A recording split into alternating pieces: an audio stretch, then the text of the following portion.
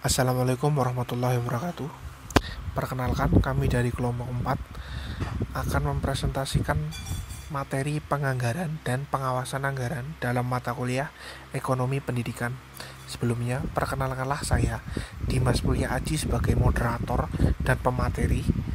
Dan selanjutnya, teman saya yaitu Desyani Ayunitia sebagai pemateri dan Arum Kurniawati sebagai pemateri. Dan selanjutnya adalah Anissa Diah Puspitasari sebagai pemateri pula. Dan yang terakhir yaitu Triwahyu Tomo sebagai pemateri. Baiklah, untuk selanjutnya langsung saja materi akan disampaikan oleh rekan saya. Terima kasih. Baik, yang pertama itu ada materi anggaran dan penganggaran. Nah, anggaran dan penganggaran ini tentu berbeda. Anggaran atau biasa disebut dengan budget adalah rencana kuantitatif aktivitas usaha sebuah organisasi, seperti pemasaran, produksi, dan keuangan. Anggaran mengidentifikasi sumber daya dan komitmen yang dibutuhkan untuk memenuhi tujuan organisasi selama periode dianggarkan. Kemudian yang berikutnya yaitu ada penganggaran. Penganggaran itu yaitu penciptaan suatu rencana kegiatan yang dinyatakan dalam ukuran keuangan. Penganggaran memainkan peran penting di dalam perencanaan, pengendalian, dan pembuatan keputusan. Anggaran juga untuk meningkatkan koordinasi dan komunikasi dalam sebuah organisasi. Di sini disebutkan ada dua tujuan penganggaran, yaitu yang pertama, penganggaran itu dapat memprediksi transaksi dan kejadian finansial serta non-finansial di masa yang akan datang. Jadi seperti ada planning terlebih dahulu, seperti nanti itu seperti apa. Jadi ada gambaran. Kemudian yang kedua yaitu mengembangkan informasi yang akurat dan bermakna bagi penerima anggaran. Jadi di sini informasinya itu jelas, tidak asal-asalan seperti itu. Asas-asas penyusunan anggaran. Yang pertama yaitu asas pembebanan. Dasar pembukuan terhadap pengeluaran dan penerimaan anggaran perlu diperhatikan kapan suatu anggaran pengeluaran dibebankan kepada anggaran ataupun suatu penerimaan menguntungkan anggaran perlu diperhitungkan secara baik. Kemudian asas periodik. Pelaksanaan anggaran mempunyai batas waktu yang jelas. Kemudian atas keterbukaan. Semua pihak yang telah ditentukan oleh peraturan atau pihak yang terkait dengan sumber pembiayaan sekolah dapat memonitor aktivitas yang tertuang di dalam penyusunan anggaran maupun dalam pelaksanaannya. Kemudian asas kecermatan. Anggaran harus diperkirakan secara cermat baik dalam perjumlahan, pengurangan, perkalian, dan pembagian sehingga dapat efektif dan dari kekeliruan dalam penghitungan. Kemudian asas terinci. Penyusunan anggaran dirinci secara baik sehingga dapat dilihat secara kerja yang jelas serta dapat membantu unsur pengawasan. Kemudian yang terakhir yaitu asas keseluruhan. Anggaran yang disusun mencakup semua aktivitas keuangan dari suatu organisasi secara menyeluruh dari awal tahun sampai akhir tahun anggaran. Selanjutnya, pengertian anggaran pendidikan. Anggaran pendidikan adalah rencana keuangan yang akan digunakan suatu kegiatan yang telah disusun untuk jangka waktu tertentu. Anggaran biasanya berkaitan dengan biaya. Setiap kegiatan dalam pendidikan pastinya memerlukan biaya. Biaya tersebut perlu dikelola sebaik-baiknya supaya dana dapat dimanfaatkan secara tepat sasaran dan optimal. Karakteristik anggaran pendidikan. Anggaran pendidikan terdiri dari dua sisi, yaitu yang pertama, sisi penerimaan. Sisi penerimaan itu biayanya ditentukan oleh besarnya dana yang diterima oleh lembaga dari sumber dana. Sumber dana yang dimaksud itu bisa dari pemerintah maupun dari orang tua. Lalu yang kedua, ada sisi pengeluaran. Terdiri dari alokasi besarnya biaya pendidikan untuk setiap komponen yang harus dibiayai. Misalnya, pengeluaran atau pembiayaan untuk sarana prasarana, administrasi, TU, dan lain-lain. Fungsi penganggaran. Yang pertama, merupakan alat kerangka operasional dalam biaya dan waktu kegiatan yang akan dilaksanakan. Yang kedua, alat untuk mendelegasikan wewenang dalam pelaksanaan suatu rencana. Yang ketiga, sebagai instrumen kegiatan kontrol dan evaluasi. Selanjutnya, pembiayaan pendidikan. Yang pertama, biaya investasi, meliputi biaya penyediaan sarana prasarana dan pengembangan sumber daya manusia. Yang kedua, biaya operasi, meliputi gaji pendidik dan tenaga kependidikan serta tunjangan gaji, uang lembur, dan lain-lain. Yang ketiga, biaya personal, meliputi biaya pendidikan yang harus dikeluarkan oleh peserta didik untuk mengikuti proses pembelajaran, biasanya dinamakan dengan SPP.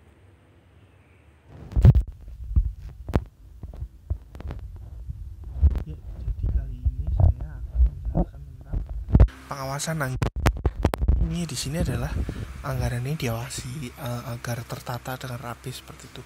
Ya, di sini ada beberapa unsur-unsur pengawasan, yaitu yang pertama adalah unsur proses, yaitu suatu usaha yang bersifat kontinu terhadap suatu tindakan yang dimiliki dari pelaksanaan suatu rencana sampel dengan hasil akhir yang diharapkan. Jadi intinya proses di sini yang diawasi adalah prosesnya, proses dari pelaksanaan rencana itu.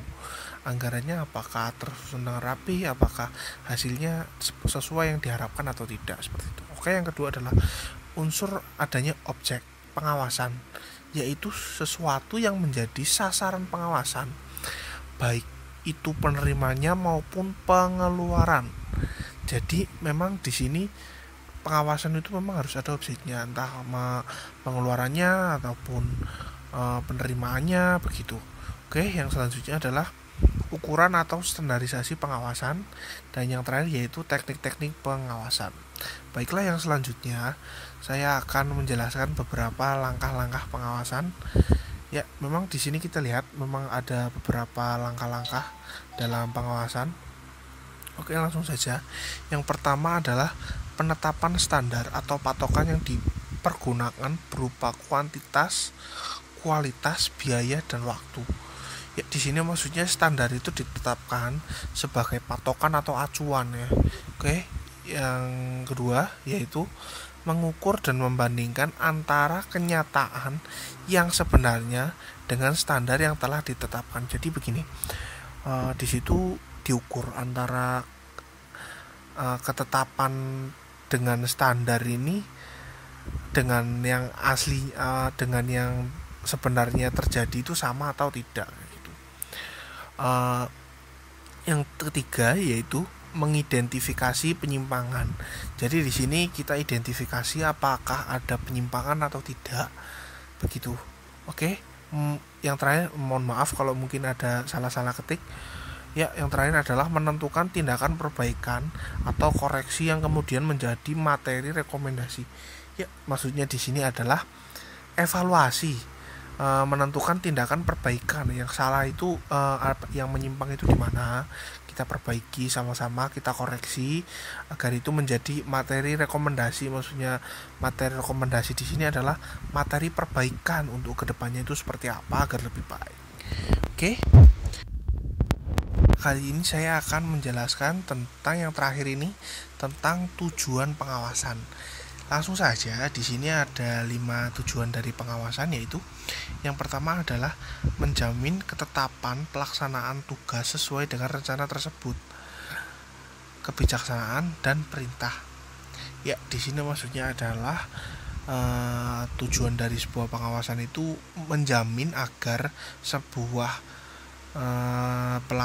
sebuah rencana itu dilaksanakan dengan baik ya, begitu, sesuai perintah dan standar-standarnya.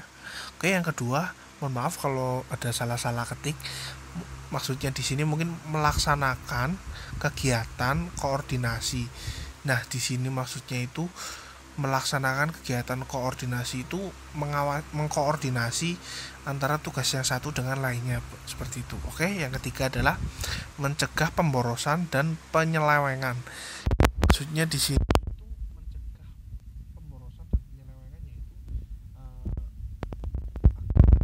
dana-dana yang digunakan itu bisa ditekan atau bisa digunakan seminimalis mungkin, dan juga agar tidak ada tindakan-tindakan korupsi atau penyelewengan dana itu. Oke, yang keempat adalah menjamin terwujudnya kepuasan masyarakat atas barang dan jasa yang dihasilkan.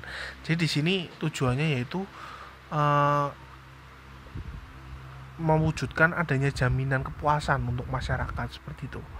Oke, yang terakhir adalah membina kepercayaan masyarakat terhadap kepemimpinan organisasi atau pemerintah. Oke. Ini yang dapat saya sampaikan, kurang lebihnya mohon maaf. Yang selanjutnya akan dilanjutkan oleh rekan saya. Oke, selanjutnya akan saya paparkan mengenai fungsi pengawasan. Fungsi pengawasan yaitu sebagai berikut. Ada 5 fungsi pengawasan. Yang pertama, untuk menilai apakah setiap unit-unit telah melakukan kebijaksanaan dan prosedur yang sesuai menjadi tanggung jawabnya masing-masing. Lalu yang kedua ada untuk menilai apakah surat-surat atau laporan yang dihasilkan telah menggambarkan kegiatan-kegiatan yang sebenarnya secara cermat maupun tepat. Yang ketiga, untuk menilai apakah pengendalian manajemen sudah cukup dan memadai dan dilaksanakan secara efektif. Yang keempat, untuk meneliti apakah kegiatan tersebut sudah terlaksana secara efektif yang mencapai tujuan yang telah ditetapkan sebelumnya atau sudah direncanakan sebelumnya. Yang kelima, untuk meneliti apakah kegiatan sudah dilaksanakan secara efisien. Nah, jadi di sini dapat disimpulkan bahwa fungsi pengawasan ialah untuk memberikan nilai, analisis, merekomendasikan serta menyampaikan hasil surat atau laporan sehubungan dengan bidang pekerjaan organisasi atau lembaga yang telah ditelitinya. Selanjutnya, tahap-tahap pengawasan. Tahap-tahap pengawasan ini ada 4, yaitu yang pertama menetapkan standar atau dasar untuk pengawasan, yang dimana bertujuan sebagai sasaran, kuota, dan target pelaksanaan kegiatan yang digunakan sebagai patokan dalam pengambilan keputusan. Bentuk standar yang umum yaitu seperti standar fisik, standar moneter, dan juga standar waktu.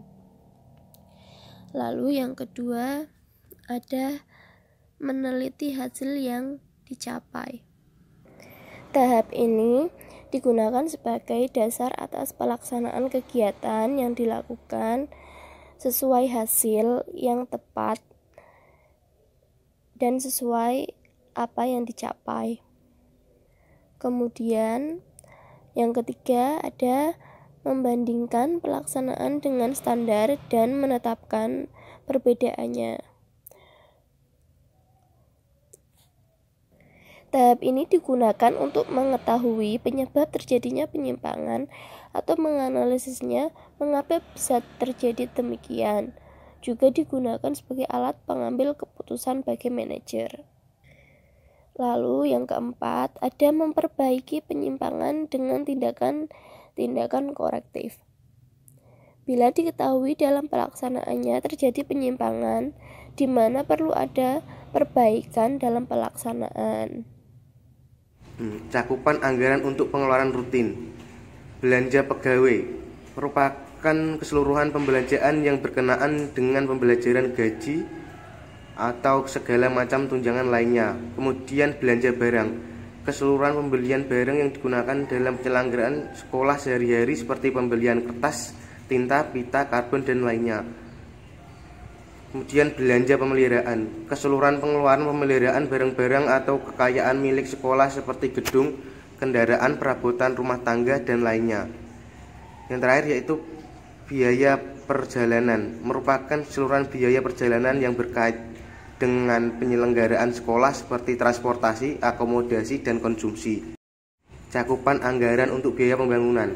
Biaya pembangunan berkaitan dengan keseluruhan pengeluaran anggaran yang diperuntukkan untuk pembangunan, misalnya pengadaan gedung dan fasilitas fisik lainnya. Terima kasih. Sekian, terima kasih.